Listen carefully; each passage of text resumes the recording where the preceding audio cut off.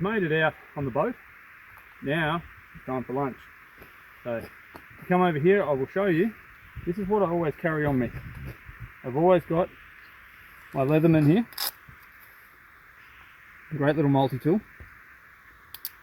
which we will need, plus ferro rod, plus tucked down in here is this small little bag, and no, it's not drugs. This is cotton. Let me show you what we're going to do. Come in close. Okay, so we're going to take a piece of our cotton. That's about all we need. I'll put that back in my collection.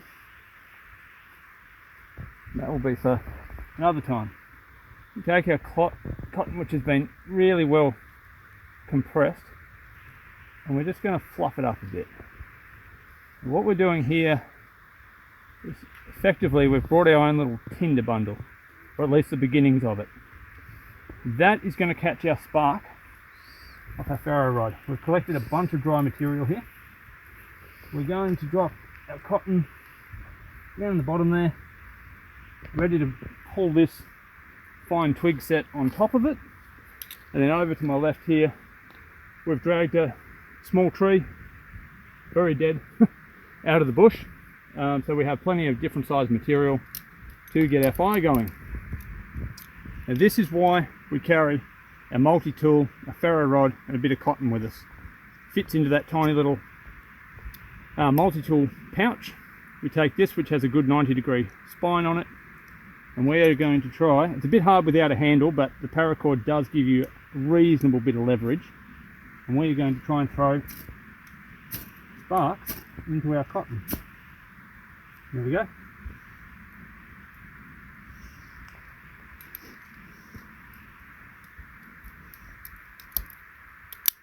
Now we're just going to have to watch this, make sure that there is enough flame. Looks like it's going fairly good. Now we're just going to baby this fire, keep some small material going on it until we can get, we don't want to smother it, so we're going to be careful. Make sure that the small twigs that you grab snap really crisply in your hand, and you know they're dry, as opposed to this here that looks dry. You know, bend it and it doesn't snap. That's still green, even though it looks dead. This one snaps really well, so we know that this is very nice dry timber. And when you're laying your fire, always remember to crisscross your timbers that you put in. That's to allow the airflow to go up between the timber, and if the air can get through, then it can drag the flame through, and it's going to give you a better fire, especially at this stage when everything's still quite small. We're still trying to get enough heat in this to really sustain our fire. And so not sure if you can see with the smoke, but kind of got a bit better fire around this side than we do on the back. So we're going to nurture this side a little bit more, because it's going to be the most likely to get heat into it early. So we're going to try and just watch where our flames are. Keep feeding some small twigs in and around your larger ones to make sure there's always small enough material for the heat and flame to catch. And I would say that we are well and truly have a sustained fire now. We're just going to continue to play carefully with this and build this fire up. And then in about 15 to 20 minutes, we'll have a good cooking fire under here. And there we go. So you can hear, if you come right down near the fire here, you can hear a bit of a hissing noise in there.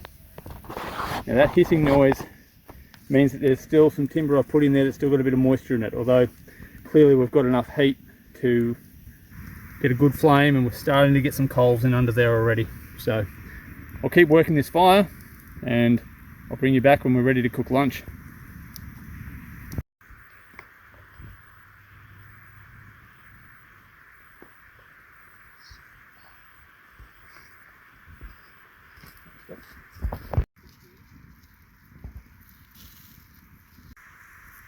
Well, there we have it. Fire's just about out. Still some good hot coals in there, so we'll actually go down to the boat in a second and take the bale bucket out and douse this with water just to make sure it's out once we're done. But I won't put any more fuel on the fire now. We'll let that die out. We'll finish cooking our sausages off, and I think we can chalk this one up as a success. But this is why, no matter where you go, even though we're out on the boat for the day in this beautiful little spot, it's always well worth it to carry the multi-tool, the ferro rod, and the little bits of cotton swab that you can use as your beginning of your tinder bundle. Excuse me. And yeah, just makes life a whole lot easier, and really it doesn't take up much room at all